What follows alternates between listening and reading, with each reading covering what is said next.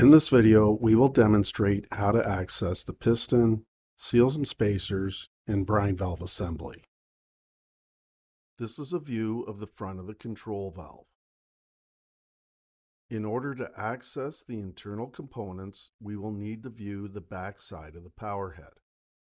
Using a crosshead screwdriver, loosen the 4 screws that are located in each corner.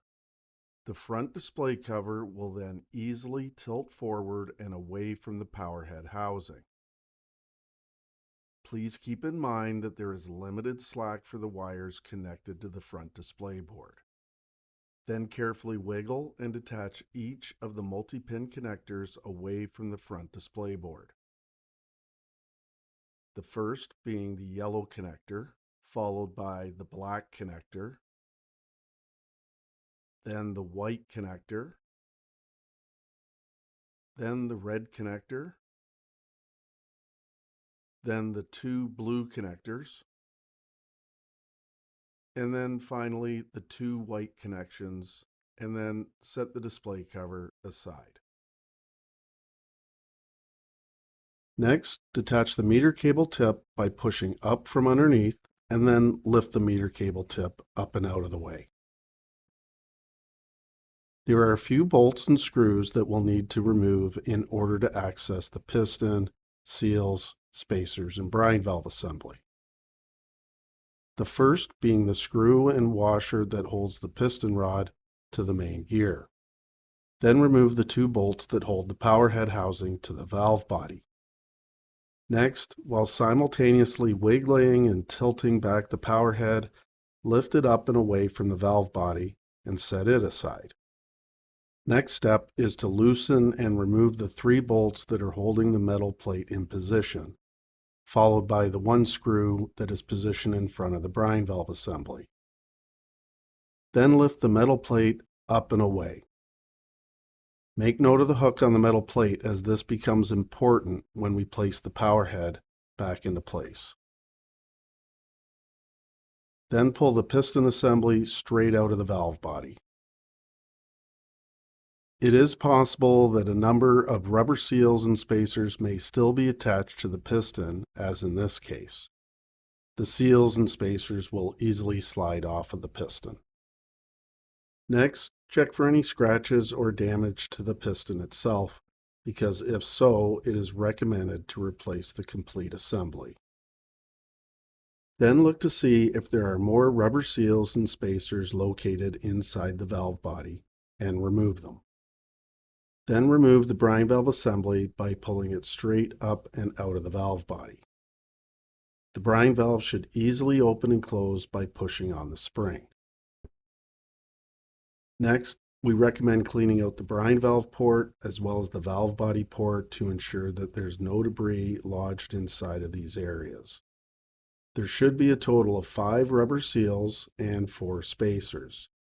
You'll want to inspect all 5 rubber seals for any possible tears or swelling due to chlorine or chloramine exposure. Also inspect all 4 spacers for any possible damage. If you see evidence of any damage to these components, we recommend you replace the complete seal and spacer set. As a point of interest, the spacer does come apart and is easily snapped back together, as shown here. Please note the distinct differences between the upflow and downflow valve pistons. If you plan on replacing the piston assembly, it is imperative that you install the correct version into the valve body. Please ensure that an upflow valve uses an upflow piston and a downflow valve uses a downflow piston. Next, inspect the brine valve assembly for any debris or swelling of the rubber seal, which can occur due to the effects of chlorine or chloramines. The brine valve's purpose is to allow water to be drawn from and returned to the brine tank. Swelling will negatively affect the brine draw and refill cycles, and the brine valve assembly should be replaced. Also, the brine valve should open and close easily when the spring is pushed, but if the valve has seized or does not move freely, it should be replaced as well. The 2 O-rings wrapped around the brine valve should be inspected for tears or damage, and replaced if necessary. Now it's time to place the components into the valve body. First, simply push the brine valve assembly into its port and push the spring down several times to ensure it does not seize and that it bounces back up on its own. Then when placing the seals and spacers into the valve body, note that there's a specific order that needs to be followed. It's also recommended to place these components into the valve body one at a time to ensure that each seal and spacer are in their proper seated position. Now, it doesn't matter which way these components face, but the order certainly does matter for the control valve to function properly. You'll first want to place a rubber seal as far down as it'll go into the valve body, followed by a spacer, then another rubber seal, followed by another spacer, and so on, until the last rubber seal is placed at the top, as seen here. Prior to placing the piston assembly into the valve body, it is recommended to apply a thin coating of silicone grease to the piston to allow it to move up and down smoothly. Then push the piston assembly as far as it'll go through the center of the seal and spacer stack. Once in position, while pushing down on the red end plug, you can push and pull the piston up and down to ensure it does move smoothly. Then ensure the hook is at the back of the metal plate as shown here, and then place it into position. Then reposition and tighten the screw followed by the 3 bolts nice and tight to ensure that the metal plate is holding the piston and brine valve assemblies in place. Next, make note of the notched out section on the power head, as seen here. You want to align and tuck it under the hook on the metal plate.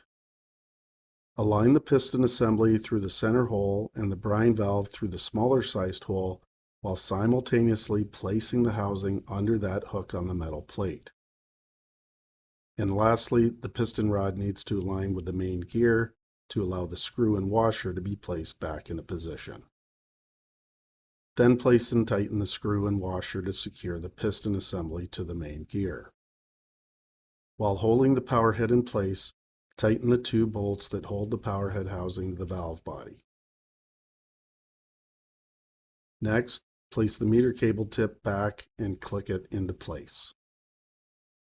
Next, connect the multi-pin connectors to the display board while keeping in mind that the connectors are color-coded and keyed to fit in only one orientation.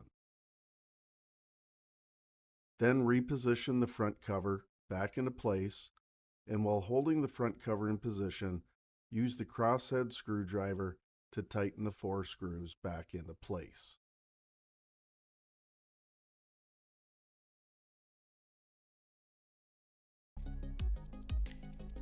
Visit us at www.canaturewg.com.